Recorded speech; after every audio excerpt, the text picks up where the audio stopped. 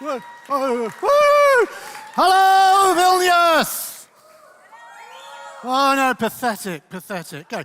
Just imagine Taylor Swift was coming on stage. Just imagine you were about to win the Eurovision Song Contest. Just imagine you were in the final of the World Cup. I'll count from 5 to 0. By the time I get to 0, rip-roaring, on your feet, applause, challenging, waving your hands. Ready? 5, 4, 3, 2, 1, go! Woo! Ah, that's much better. Right. Can we make the boat go faster? This is what we're going to talk about today. 1, how good is your business? 2, what do the high performers do? And 3, what should you do right now? This is a 2-hour presentation condensed into 20 minutes. So it's going to go very, very quickly.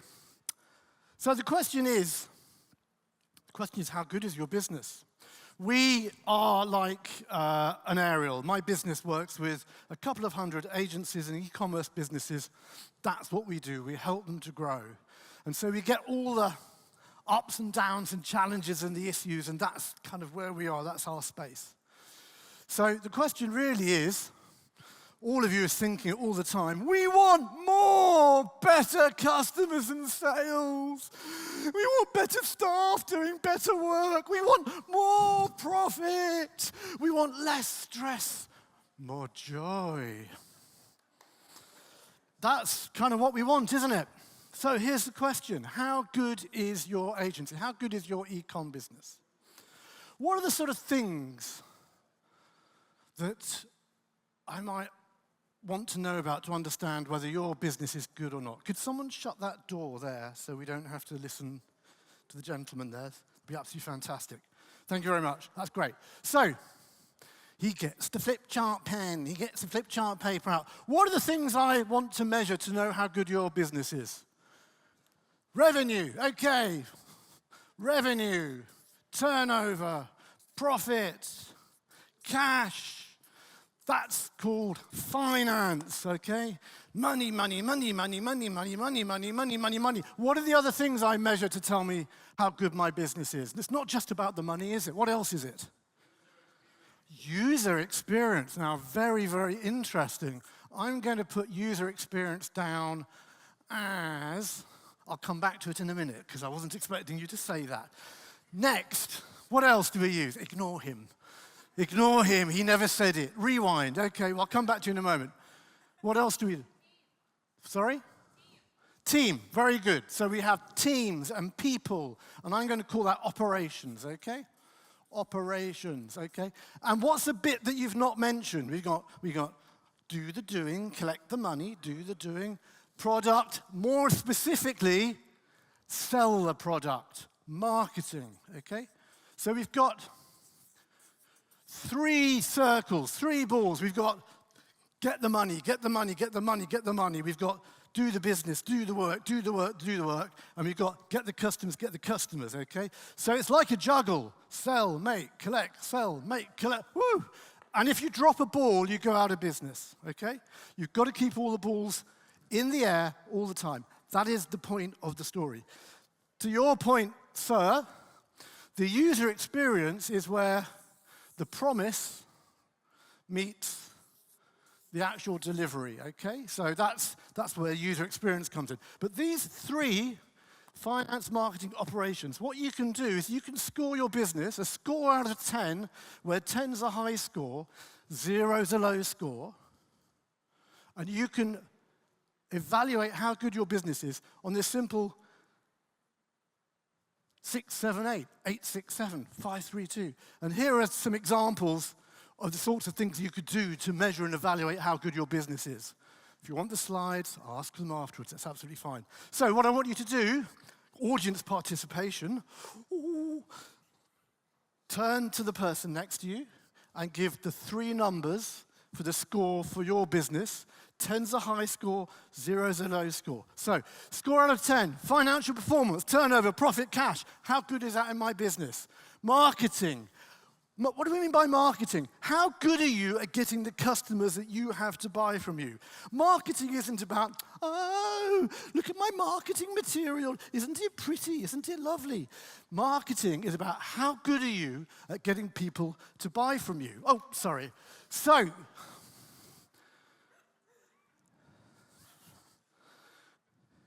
marketing is not how pretty stuff looks. It's about how good are you at getting the people you want to buy from you. And operations is doing the doing. I'm going to give you 1 minute.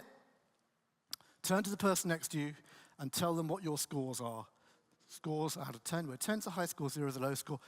I'll count from 5 to 0. By the time I get to 0, you will turn around and talk. 5, 4, 3, 2, 1, go!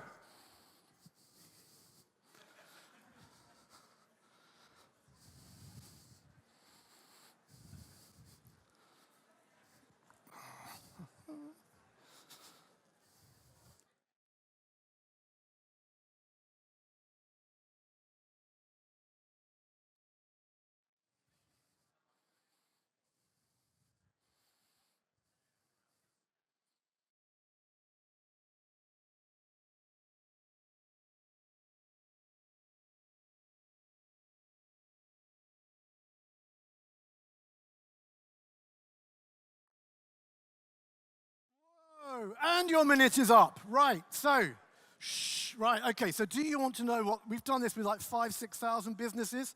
Do you want to know what the average scores are? Yes, thank you very much. You're very, very well trained. Finance, marketing, operations, we call this FIMO. Average, most businesses, nearly 9 out of 10 score themselves a 6 for finance. Money's okay, we've got a nice car, we go on holiday. Operations, my God, we're good at what we do. We're so good at what we do. We go to all the exhibitions, we go to all the events. We are amazing. But I'm British, so I won't score myself 10 out of 10. I'll score myself 8 out of 10 because I couldn't possibly give myself a 10. 8. And marketing, this is the really interesting one. How good are you at marketing? Most people score themselves about, even though you're doing marketing and selling stuff all the time, most people give themselves a 4. Marketing is an average. I know, it's amazing. It's as if I knew what you were writing down. Marketing is an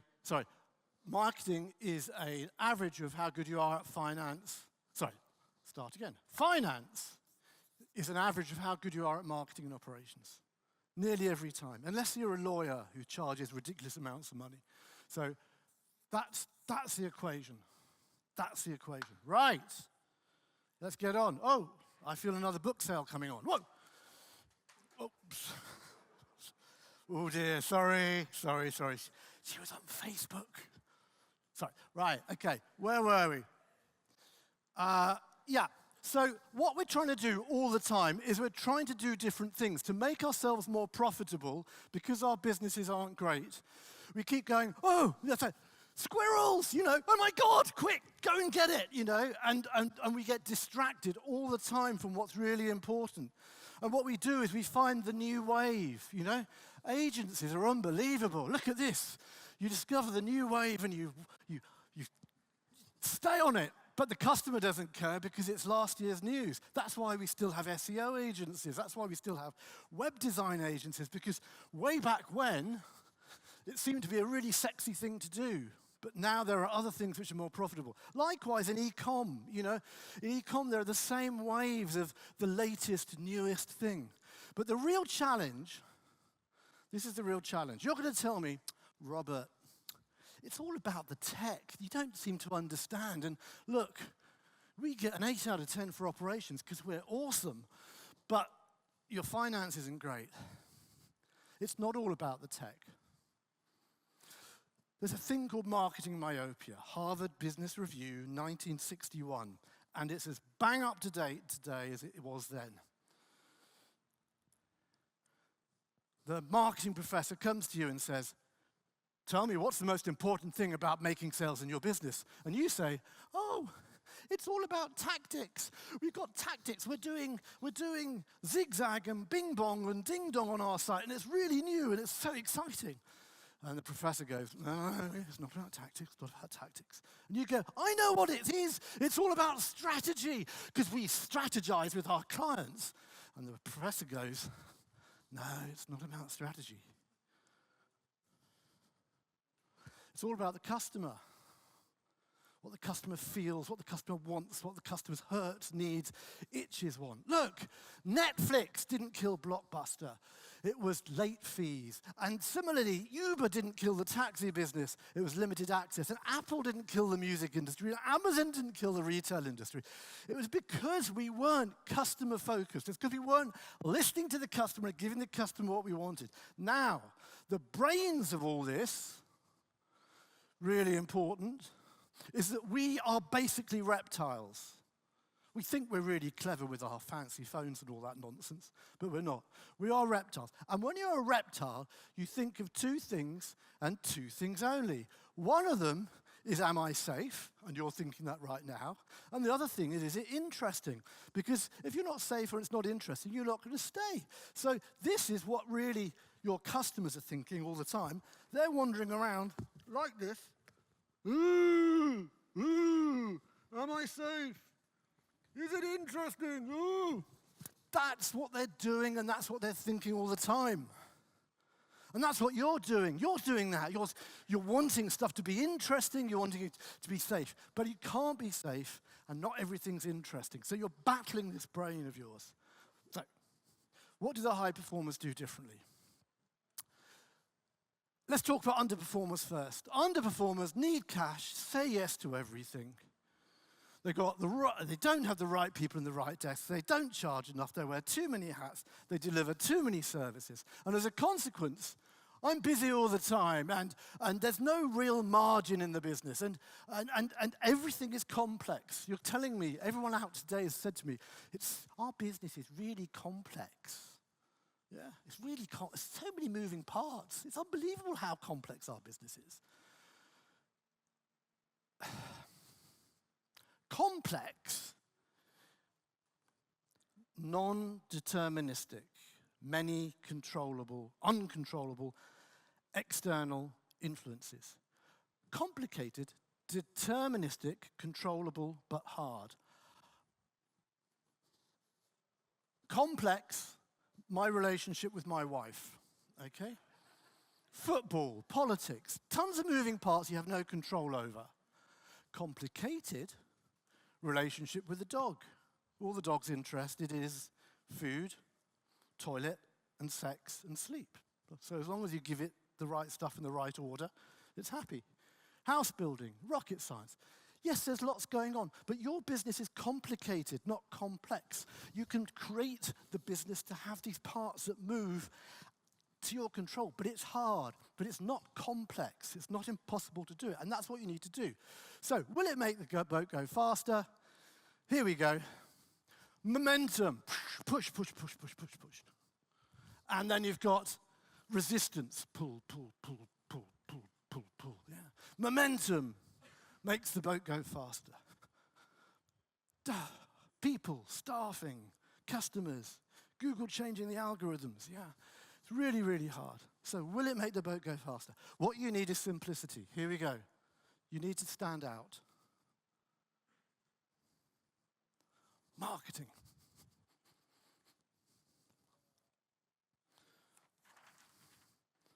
You need to stand out. Stand out.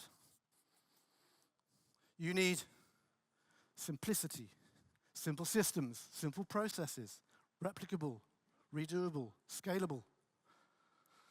So you need simplicity. And you need good commercials, finance. That's it. Thing is, if you've got simple and stand out, but the commercials are rubbish, you need volume. And if you've got standout marketing and great commercials, but you're not simple, it's just stressful. And similarly, if you're simple and the commercials are great, but there's no marketing, no standout, then it's just market forces. This is the model, simplicity. So how do you do it? 1, simplify your strategy, simplify your business model. 2, I'll go through it again. Stand out. Just flipping well do marketing. 3, systems mindset. 4, profitable on purpose. Here's some examples of people who do it. They're all beautiful. They're all lovely businesses. So these are the rules. Simplify, stand out, systems, be profitable. So let's just do the simplify bit firstly. The strategy is not complicated. Please, one-page strategy document. Spend 15 minutes a day thinking about it, 30 minutes a week, yeah? Half a day a month, board meeting, 1 day a quarter strategy review, 2 days a year replan. Done! 1 page. Business model, make it simple. Just 80-20 everything, just do fewer things. The businesses that do well are the ones who do fewer and fewer things, not more and more things. But squirrels, we must do it. Don't. 3, stand out with your marketing. You have to stand out. What do you stand for? We play this in our business. It's called e-comm buzzword bingo. We look at client sites, and they all say this rubbish. It's all bollocks. Sorry. We. It's not about you, it's about them. You need to stand out, stand for something. And it's by whether you're a brand or the niche or you're famous or your IP but you've got to stand out and stand for something. At a minimum, go big on brand, big on positioning, simple on messaging. These e-comm businesses are all gorgeous. So simple. This is just their marketing communication. You know exactly what you get. You know exactly who they're talking to. You know exactly the price point. It is gorgeous. Please be like that. And just do marketing, which means talk to people. Talk to people. The final bit is the systems mindset. You just need to be quality, repeatable, consistent, so it can do it without you. You know, templates, processes, accountability, stuff we all kind of know, but you've just got to do it. So that's the model. Be profitable on purpose is about being deliberate and having predictable profits. And I know what you're going to say. I'm going to tell you, as an e-comm, 5 to 20% operating profit, EBITDA. Below this, something's wrong. I'm going to say aim for a gross margin of 45%. I'm going to say review it regularly. You're going to go, but, our clients won't pay that, our clients won't pay that, our clients won't pay. It's talking to the camera. Our costs are too high, it's too competitive. And the problem is probably either your business model's wrong, or you've got a problem with positioning, or something even worse.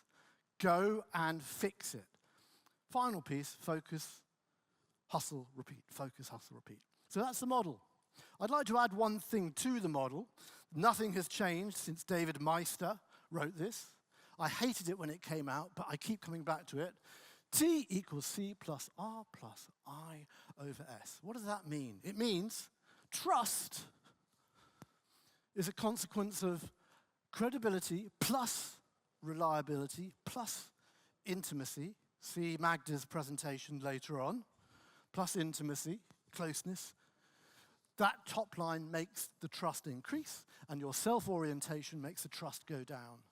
It applies in your personal life, it applies in business. So the question I'm going to ask you, and I'm going to phone you at 3 o'clock this morning if you can't answer the question, is why should people bother to buy from you when they can buy from the competition? 3 o'clock this morning, I'm going to phone every one of you and ask you that. Why should people bother to buy from you? If you can't answer it, then I'm very sorry. I'm going to phone you up 10 minutes later. So what should you do right now? Okay. Apply this model. If I were you, I would simplify your proposition so people understand it. Simplify the price. Think about value. I would also measure your KPIs, your OKRs, and think about value. You're getting the message. I would deliver customer experience to our friend and value. You're starting to get the theme. Increase prices, utilization, and value. And have a plan B. So this week, what do you need to do this week? This week you need to simplify stuff. So I'll just give some of you a copy of the book so that you can simplify it. Whoa, whoa, whoa. And the people over there. Whoa, I've got to run over and help those people over there. Time's running out. Whoa, whoa. Oh, you're desperate. There you go, right. Take a copy of the book. This week, simplify it. 2, this month. Answer the question, why should people bother to buy from you when they can buy from the competition? Look, I'm your customer. I have this money. I do not need to spend this money with you. I can do with this money whatever I want. I can give this money to whoever I want. Stay. And this quarter, get urgent. Get urgent like you did in COVID. During COVID, you made decisions. Now you're going, oh, it's a bit difficult. Not quite sure what to do. We'll decide about it next week. Get urgent. In the middle of every difficulty, Einstein, lies opportunity. And I'll finish in a minute, but Ayrton Senna, well-known business speaker, you cannot overtake 15 cars in sunny weather, but you can when it's raining. Now, I'd like to do an experiment with you. Are you up for doing an experiment? Oh, God. Should we try again? Are you up for doing an experiment? Fine. Candle. Haha, candle.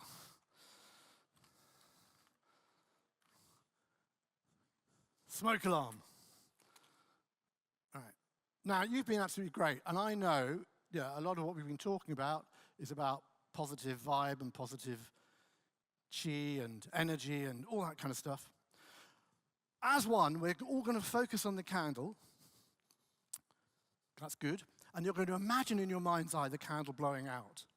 And what's going to happen is the force of all of you imagining the candle blowing out, the candle will just blow out. No blowing, no standing up on stage. Let's just do it neat and straight and honestly, right? So I'm going to count from 5 to 0. When I get to 0, you all will be focusing on the candle to make it blow out. To make it work even better, you all need to be standing up. So can I ask you to be uprising, please? Okay. No running to the front. I'm going to count from 5 to 0. By the time I get to 0, all of you will be going, candle go out, candle go out, candle go out, and the candle will go out. You will be amazed by the power of positive thinking. Bras and knickers will get thrown on stage. I will go off to rising applause, and people come queuing up to me asking me for business or not. So 5, focus on the candle. Imagine the candle's about to blow out. 4, think harder. Look at it. It's going to go out. 2, bit harder. 2, don't forget rapturous applause when it goes out. 5, 4, 3, 2, 1, and oh, nearly. Go on, go on, go on! Oh my God! And you thought it was going to go out. Of course it's not going to go out. The candle's not going to go out because it's in your business plan to go out, or one of your KPIs is making the candle go out. The candle's not going to go out because you want the candle to go out. The candle's not going to go out because someone said it should go out. The candle will go out for one reason and one reason only. And that, my friends, is that you need to take action. Thank you very much indeed.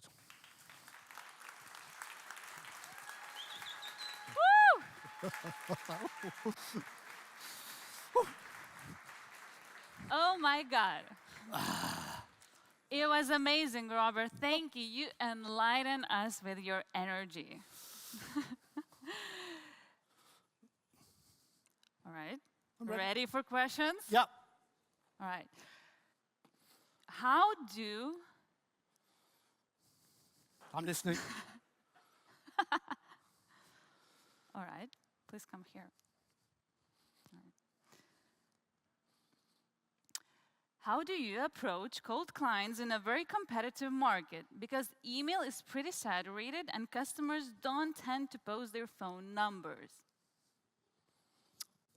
I'm going to steal something. No, I'm not going to steal it. It's your light. Can I? Yeah, I can steal it. Efficiency. Intimacy. What we found is we've got clients who go to the man in Ukraine and get a list of 50,000 names and email them all, and they get a 0.5% response, and of those 0.5%, 0.5% of the 0.5% actually have a conversation, of the 0.5% has a conversation, 10% want a proposal, and you end up from your 50,000 getting 2 proposals.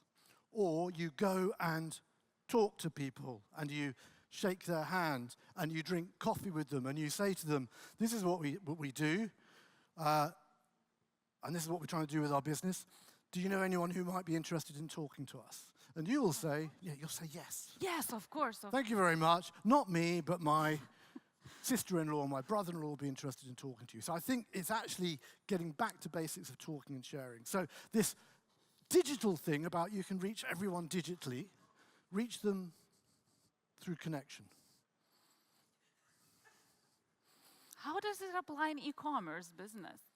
Sorry, that's in terms of dealing with people. In terms of e-commerce, then, in terms of full e-commerce, I thought we were talking about business to business, then I don't know, back actually, to but positioning, you're back to positioning, you're back to branding, you're back to reputation, you're back to people talking to you. So that actually involves you actually standing for something, having something to say to people, to show people, and being trust equals reliable, intimate, yeah, and consistent, and not self-focused. So it's about all those good old-fashioned pieces. All right, thank you. Simplify, proposition, price, value. So how to create and define value, especially perceived value, in such a competitive environment? In many cases, businesses simply compete with other products and they do not know their USPs.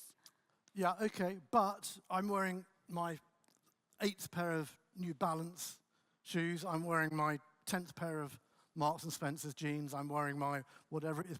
So there is some sense of loyalty that people have to some products and to some buyers. I always buy from certain websites. So it's about making the experience frictionless. We all know about it being frictionless. And it's about trying to find a way of creating that loyalty. Some customers will always be loyal, some will not. So what value do you get from those brands which you choose? Why are you loyal to them? It's an emotional connection. Foolishly, I believe that I look better in these jeans than in other jeans. Foolishly, I believe that if I'm wearing a Boss suit, that I look better in a Boss suit than I do in a 25-euro suit.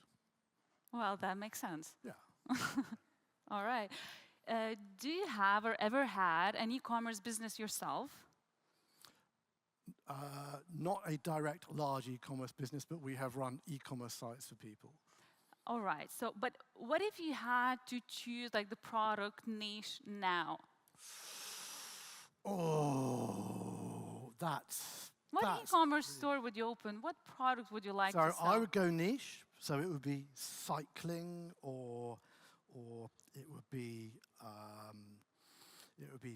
artists, or it would be something really, really quite tight, because then you can become guitar. I would probably go guitars. You're right. So it's really narrow. You can become the thought leader or the number one really, really quickly, and you are able to tune your message directly to guitar players, artists, cyclists, or whatever it is. So I go really, really narrow. All right. Thank you very much. Our time is over, so give a huge applause to Robert, like to Taylor Swift. Woo!